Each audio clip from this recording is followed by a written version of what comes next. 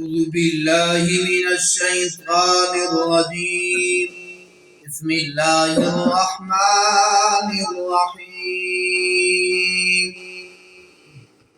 أحل لكم ليلة الصيام الرفث إلى نسائكم هن لباس لكم وأنتم لباس لهم علم الله أنكم كنتم تختانون أنفسكم فتاب عليكم وعفى عنكم فالآن باشروهن وابتغوا ما كتب الله لكم صدق الله العظيم ونحن على ذلك لمن الشاهدين والشاكرين والحمد لله رب العالمين.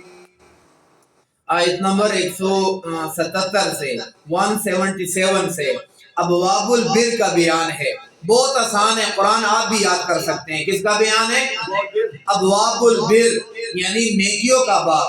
تو ایک حکم قصاص والا گزر گیا، نمبر 2 وصیت والا گزر گیا، نمبر 3 رمضان کا، اور پھر رمضان کے بعد درمیان میں اللہ کریم نے اپنی محبت اور اپنی الفت لوگوں کے ساتھ کہ میرے نبی اگر آپ کے پاس میرا پوچھنے کوئی آ جائیں تو کہہ دینا کہ تمہارا رب خالق مالک رازق وہاب القہار الجبار وہ بہت ہی قریب ہے، تمہارے شاہ رگ سے بھی زیادہ قریب ہے. اور اس نے مجھے کہا ہے کہ جو بندہ مجھے پکارتا ہے میں ہر پکارنے والے کی پکار کا جواب دیتا ہوں اور ساتھ ساتھ اس کی حاجت پوری کرتا ہوں. یہ میرا ایڈریس لوگوں کو بتا دینا.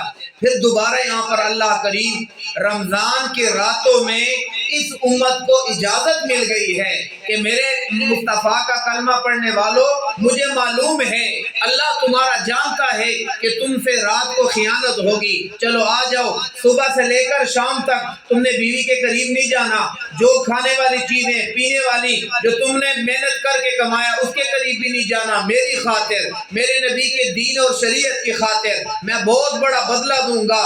دنیا میں سارے بدلے فرشتے عطا کرتے ہیں لیکن یہ جو تمہاری نیکی ہے اس کا بدلہ خود اللہ عطا کرے گا. روزے کا بدلہ کون دیتا ہے؟ اللہ کریم عطا کرتا ہے. تو بہرحال اب یہاں سے دوبارہ اللہ کریم روزے کا، لیکن روزے میں رات کے وقت اپنی بیوی کے ساتھ آپ مل سکتے ہیں. میرا اشارہ سمجھ رہے ہیں، بچے موجود ہے یعنی مباشرت آپ مل کر سکتے ہیں.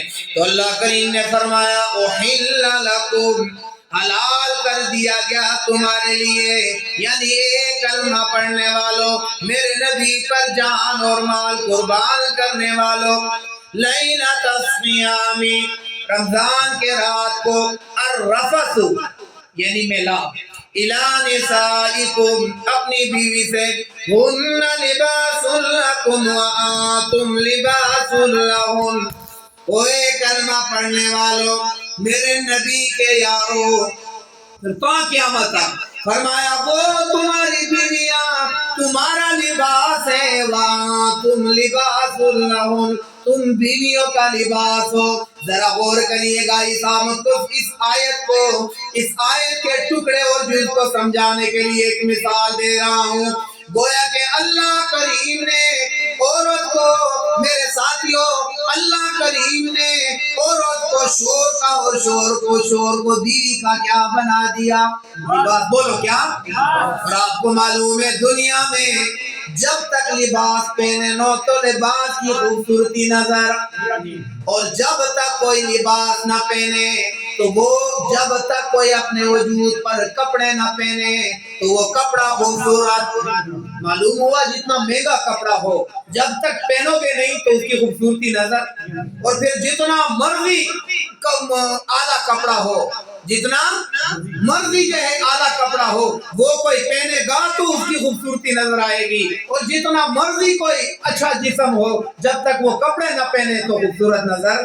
ہاں تو گویا کہ بتا دیا کہ کلمہ پڑھنے والوں تم بیوی کے ساتھ اور بیوی تمہارے ساتھ اس عارضی زندگی میں زبردست زندگی اللہ سے ڈر کر نبی کی غلامی کر کے جو تم یعنی ایک بیوی ہو